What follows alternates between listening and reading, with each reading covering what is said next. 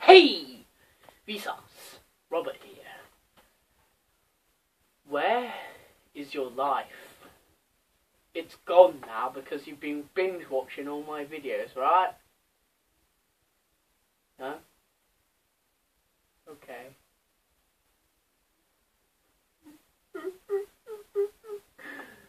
Yes, you thought I was actually going to cry. No, I was not. Anyway, it's been a long time coming. I've got a load of stuff that I want to talk to you about today. Yeah, it's mostly a vinyl update.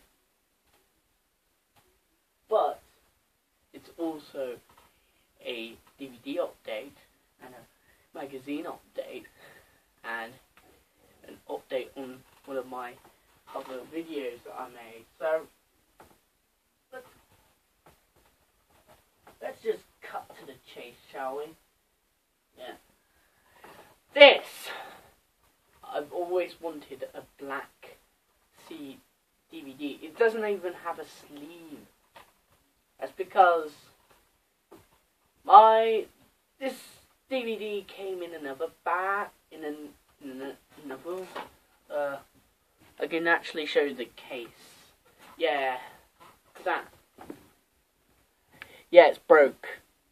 Yeah, the case broke, so I put the DVD in another DVD case in. Spare one. I didn't have to use this. And it was for the school production, which I did a few weeks back, called Thoroughly Modern Millie. God, Christ, say that 3 times whilst you're drunk and walking over cacti. Yeah, I bet you can't. But yes, I made a video. My dedicated followers might say, "Oh, Robert, you made a video where you fucked around in the school, which we shall not mention its name for privacy reasons, and you also ruined this girl's life. Huh. You're such a nice person, and indeed, I am a nice person." Actually, that's a little bit too generous. I would say I'm a mediocre person. But yeah, you may recall that if it was released on my birthday, at the time today. Yeah, boy. And yeah, they filmed it on the day after my birthday. Well, actually, it was the 14th on a Wednesday, because they filmed the production on a Wednesday. They did it all week up until Thursday. They filmed it on Wednesday. I think my birthday was on Tuesday, so no. But yeah, this is. I got quite a load of memories from this. Loads of dank memes, loads of sexy women, loads of assholes, and loads of fucking kids. Why were they there? Seriously, some of the shit we were saying there. Christ alive. Fucking 11-year-olds hearing what comes out of my mouth. I'm not any better in the actual school, by the way. Well, sort of. I was trying to turn it down, because if I was like what I am here, I think they would get a shock, wouldn't they? Yes. So, yeah, it was quite good. Didn't play a main role, obviously. Why would I play a main role? I would only, if I was going to do a musical and I was given the choice of being the main character, I think I would do Pink Floyd's The Wall. I would probably play Pink. Does that mean I'm a Nazi? I'm going to leave that up to you to decide. The movie, well, I watched the movie, but I didn't want a Millie. 1968. So it's basically like a love letter to the 20s. It's about this girl, this modern girl. She's not marrying for love. She's marrying for money. Money, that's what I want. I want money. Loads of money! Makes the world go round, yes. Because she gets robbed by this one person. He goes, well, she's in New York. She's from Kansas. There's a person called Dorothy. And there's a woman with a weird hairdo. There's no cowardly lion, I think. Unless Lion Gamer was cowardly lion. Yes, Lion Gamer was in this. He was a policeman, aka a Nazi. He looked exactly like a Nazi, let me tell you. Anybody who's watched it, you should know. But yeah, I quite enjoyed it. Yeah, white slavery, kidnapping, a hotel for orphan girls. Boy. Yeah. It's quite good. I did scream. But I can scream loudly. That's all I have to say about that. Screw you. 10 out of 10 IGN would watch again. Anyway, now on to the magazine. You know that little show, that little cult sci-fi show? I don't think you would have heard of it. It's very underground. It's only been going on for 50 years. It's not like it's gone on over to America or anything. Yeah. It's called Doctor Who. I don't think you've heard of it. Yeah. All joking aside, all condescending sarcasm aside. Yeah. They've changed the logo. Well, I think it's alright. It's fine, it's a serviceable logo, and apparently that's meant to be, yeah, take a look at that. Boy! People read into things too deeply. I think they just did that because it's cool. Yes, the whole thing's basically changed. The only thing that's remained, the only regular features of Doctor Who magazine that has changed in this version of Doctor Who magazine is the producer's notes, Gallifreyan Guardian, Beyond the TARDIS, and Galaxy Forum.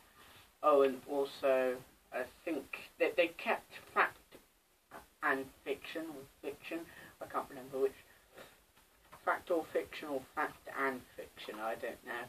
And they also kept, Time Team, or something like that, I can't remember. But all the other features are exclusive to this, are pretty good. You have, basically the diary of Dan Starkey, the guy who played Strax. A section that shows all the unused logos for New Who. Also a bunch of kids in London's South Bank Centre recreating a scene in 1973's the 1973 story Frontier in Space, which stars John Pertwee as the Third Doctor. We also have, yeah, it did Ogrons and everything. We also have another dude. We're got a person, Jacob Durman, does a really good impression of Matt Smith and David Tennant. He also doesn't. He's worked with another Doctor impersonator, John Kershaw, plays the third and the third Doctor and the Curator in this segment that was on YouTube. This video that was on YouTube alongside Jacob Durman. Yeah, it was pretty good, to say the least. There's also Daleks in Milwaukee. Apparently that's where the most Daleks are. So basically, Milwaukee is Skaro. Yeah, it's Skaro. To be honest, I thought that Terry Dation's home would be the place where all the Daleks would be kept. There's also a comic strip. Pretty good comic strip. It's pretty terrifying. Quite a lot. It features, of all people, what's his name? Alan Turing. Yeah. You know, the gay dude who was in World War II. Oh my god, we've already mentioned things. And also, a new regular segment, cosplay with that Christie girl from Five Who Fans. Remember, they kicked her out and now she's full-time employee of the BBC Worldwide, and she teaches you how to make a Time Lord neck thingy-majig. There's also stuff, fact of fiction. Sorry, people. I'm so sorry. Season surveys, reviews of new shit that they've released in the Whoniverse, coming soon, and prizes to be won. Yeah. Quite a lot of stuff. Also, unfortunately, they've taken my favourite segment. There's this segment called The Watcher, which had The Watcher from The Goblins, written by Barnaby Edwards. And it had like so much classic Who trivia that you probably never heard of. And instead we got minor characters from Doctor Who whose thoughts about the situations they're in.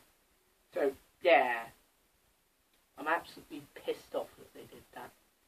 But they did, for the next issue segment thing, they did put a Beatles reference, so that's good.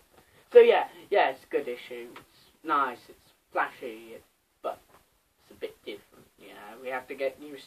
I have to get used to that. Yeah, we all have to get used to change. Why does everything have to change now? Why is 2018 so different to 2017? Anyway, yeah. Moving swiftly on to another DVD. How long are we at? Oh shit. Yes. 13 minutes already, and we haven't even got into the vinyls. Yes, DVD, 21 Jump Street, brilliant movie. 22 Jump Street's also a brilliant movie. Got this from Poundland, and it's not in bad condition as I once thought it was. Yeah, it's a good movie. Yeah, I don't know what else to say. Quite like the look of it, you know? Yeah. Now on to what I consider the most important things for me. Of course we gotta start with the Beatles. Don't worry, this isn't the last. This bit is not going to be the last we're going to see of the Beatles, but it's going to be the last we see them together. And also their last album. Yes, Let It Be. It's a pretty good album, to say the least. it's my favourite album. It's one of my favourite Beatles albums. It's their most rockiest. Their most rockiest album.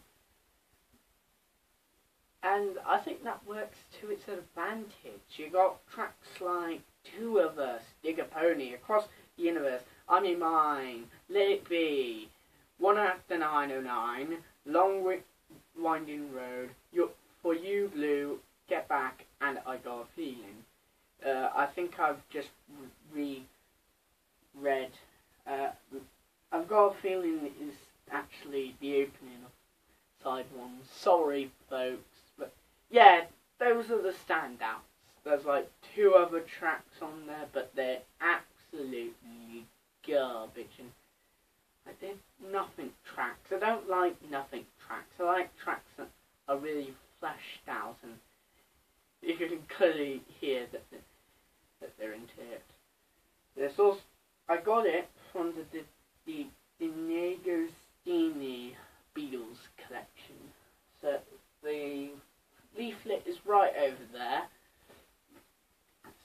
Anytime I want to listen to this and also read the leaflet to get myself into it. Yeah, it's a really good album. And I don't even care about the production. But I do care about the production on the single only track off that was made during the sessions, which is called Don't Let Me Down. I do not like that version, but I prefer the Let It Be Naked version. I might get the Let It Be Naked version of this album, but I might mostly for that one track. I think it's superior. Oh, it's 8 o'clock already. My God. And of course, the album cover is pretty iconic. But all the creases aren't my fault. They are not my fault. Trust me. It came like that. I'm sorry. And of course, there was a movie that detailed the Beatles break-off. So, yeah. Pretty good. You know, enjoy listening to that yet again for the 5th time. Yeah. And next we got an even more weird copy of an album. So weird, in fact, that I might need to glue... Yes, I need to glue it back together again. Oh. The Dire Straits album. One that I've been meaning to get for a long time. Hang on with me a second. There we go. There. Oh. Not gone on to anything? No. Brothers in Arms. The most popular record I would consider. Yeah, it's extremely well received album. You could almost call it their best album. I wouldn't say it's their best album. Love Over Gold is, I would say, a pretty good album. A little bit better than this. But I think Love Over Gold has less tracks, so it has more room to breathe with the longer songs. I quite like me some longer songs, especially with Telegraph Road. Telegraph Road is one of my favourite non-album songs ever.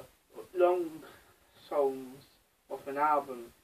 I consider a song that's over the 8-minute mark to be long. Actually, no, 5-minute mark, yeah, so, yeah, iconic cover, yeah, the whole A-side is brilliant. There's like one song on the B-side I just can't get into, and that is Ride Across Man's Too Strong. I don't really like that. but everything else so far away. Money for Nothing, everybody knows that song, and that was fun fact, that was the first video broadcast on MTV Europe. So yeah, that's got a distinction. Walk of Life, probably the most popular song off this album. Your Latest Trek, I quite like Your Latest Trek. Especially for that sax. Oh yeah, but Why Worry? Pretty good song, very hopeful. Yeah, and Brothers in Arms is a pretty good song as well. And Man's Too Strong. That song's lovely. I haven't listened to it yet on vinyl, but I've listened to it on Deezer and it sounds brilliant. Might need to listen to it now on vinyl. By the way, these vinyls are not in any particular order, so I got that recently, actually. Anyway, first David Bowie release. Yes, we got Ziggy Stardust and the Spiders from Mars, or the rise and fall of Ziggy Stardust and the Spiders from Mars. Yes, this is just a brilliant album. This is in the series of reissues they did for David Bowie. This is probably a rare album now, considering his passing. R.I.P. David Bowie still. We'll never forget his talent. Yeah, all the songs off here I consider pretty good. You got classics like Moon Age Daydream, Starman, Self-Righteous City, Hang On To Yourself, It Ain't Easy, and of course Ziggy Stardust. And there's also other songs that I really like. Rock and Roll Suicide, Lady Stardust, 5 Years. 5 Years, brilliant. Everybody did a brilliant job on it. And I've just learned that David Bowie does most of the saxes on his albums because it credits Bowie on sax. And who else plays on the album as well? It's not totally David Bowie. He's working with people, which is nice. Yes, pristine condition works up for that bit, but I can live with that because you're not going to see it that much. So yes, it's a brilliant album. It's got 2 sleeves in it. A new sleeve, a new picture sleeve, and like the old baggy static sleeve.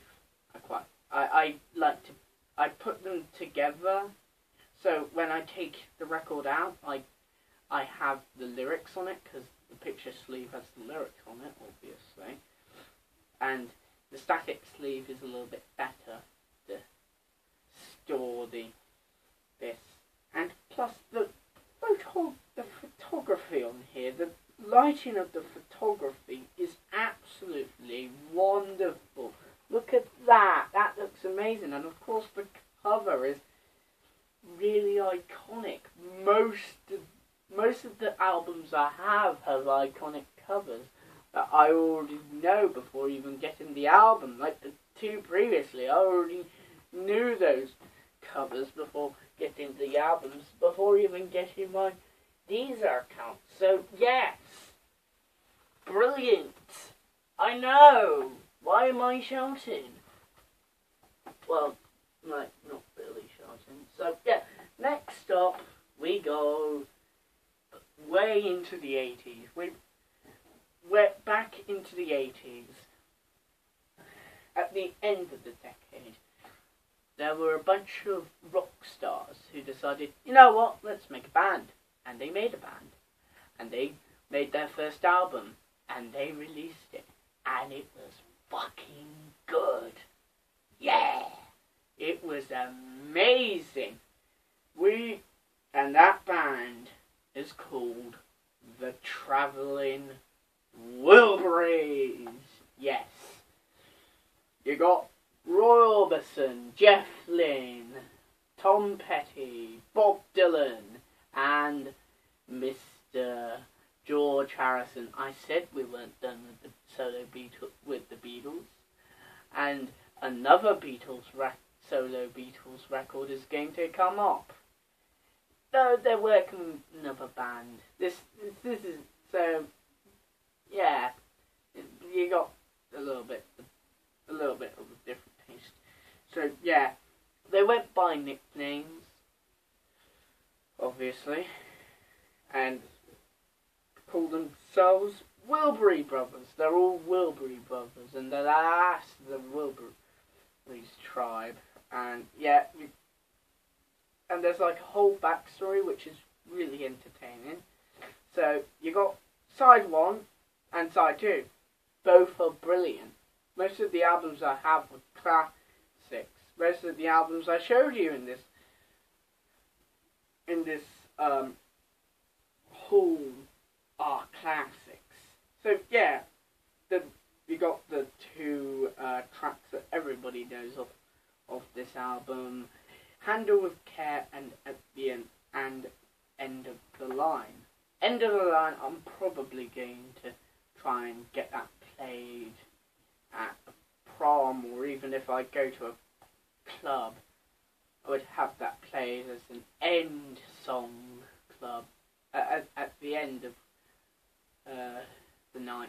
Or I would request them to play at the end of the end of the line. End of the line. That's how you pronounce it. Yes. And they both open and close. End of the Line closes the album. Handle with Care opens the album, and all the other songs in between are pretty good. Last Night, Rattle, Dirty World, Not Alone Anymore, Congratulations, Heading for the Light, Margarita and Tweeter and the Monkey Man. All brilliant songs, alongside the 2 most well-known Travelling Wilburys songs. So, yeah. And also the cover looks badass with them all wearing their shades. They're all wearing shades because, you know, Jeff Lynne and Roy Orbison like to wear their shades because Roy Orbison does it because he's it makes him less anxious, which I can see why. And Jeff Lynne does it because he's colourblind, for crying out loud. So yes, pretty good album, and you should get these albums. These are all must-owns. Though, if you want to complete the Travelling Wilburys collection, get Volume 3. If you just want to get the best of the Travelling Wilburys, just get Volume 1. Don't avoid Volume 3 at all costs. I've heard it on Deezer. It's absolutely awful. They've only made 2 albums. Volume 3 is called... Volume 2 is called Volume... Their second album is called Volume 3. Ha ha, isn't that funny? Anyway, last thing to talk about. Yeah. It's one that I really have been looking forward to. You know, Wings. Paul McCartney's band.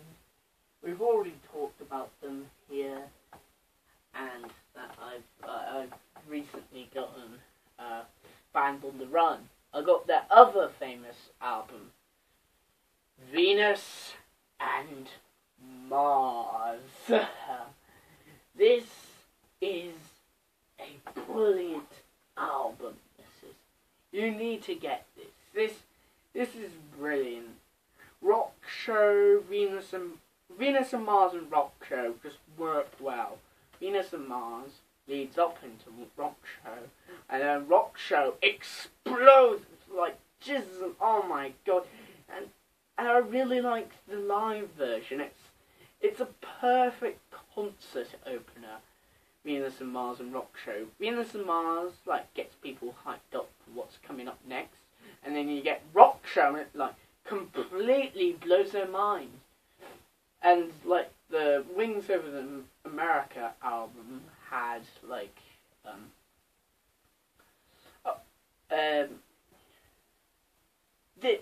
those two songs being followed up by the granddaddy of all the songs of Band on the Run, Jet.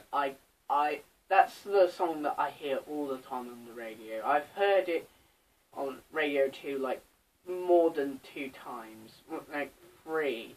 I can remember hearing it 3 times, and yeah, it must be a granddaddy classic, and I think it is. So yeah, it's a brilliant song. That I'm gonna say song because well, it's basically the same. They're basically the same song. They segue into the same song. Loving Song. It is a good song, but it's not as good as the first 2. You gave me the answer. That's more of a that's a little bit better than the last song. Probably because we're easing off the last song. Magneto Entertainer Man is a pretty good song. Yes, that's the next song of the album. Letting Go, pretty nice song. It's more it's not as heavy as the previous few tracks. And on the second side we get Venus and Mars Reprisal, and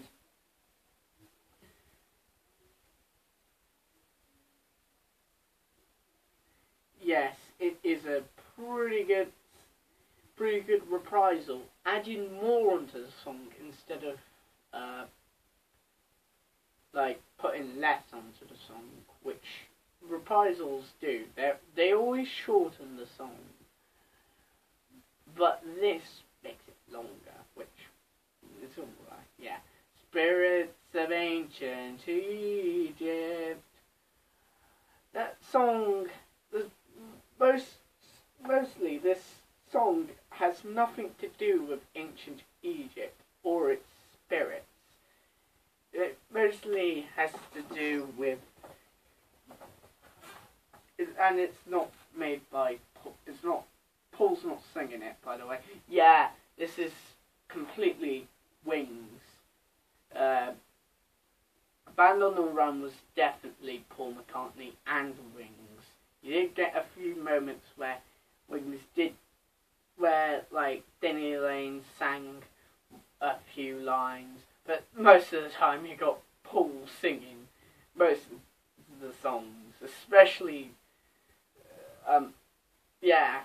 But a load of the songs on this are not sung by Paul McCartney. You can't hear Paul's song, voice, which for people who don't like Paul's voice but love the sound of Wings, yeah, this is a good album for you.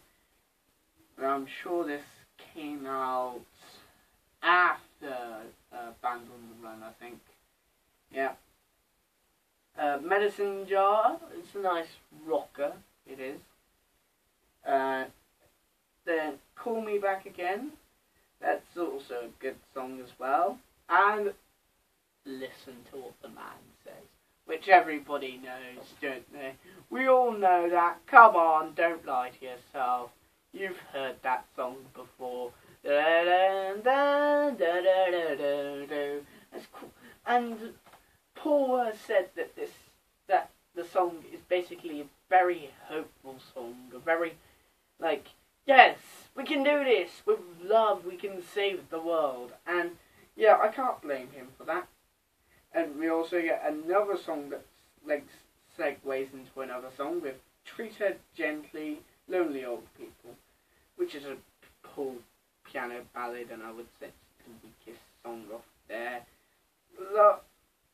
Loving Song and Treat Her Gently are the weakest songs, but that doesn't mean they're that bad. They're only just like 6s out of 10s. The other songs are above a 7, basically. Yeah, they're all really good. Like, a few of them are 8s, a few of them are 7s. But Venus and Mars, Rock Show, Romeo and Titanium Man, Spirits of Ancient Egypt, and Listen to What the Man Says are all 10s. All 9s and above. Yeah, I'm being serious. There's also Crossroads, which is just like an instrumental segue. It's a nice instrumental segue, but it doesn't really matter that much in this great grand scheme of things. So yeah, that is everything I've gotten. Well, almost everything I've gotten in the I don't know, in the last few weeks. Yeah, it's quite a lot. And excuse me, I'm just gonna listen to Venus and Mars, and I hope they're gonna be alright tonight. Which is also based on now I'm not gonna prolong this video.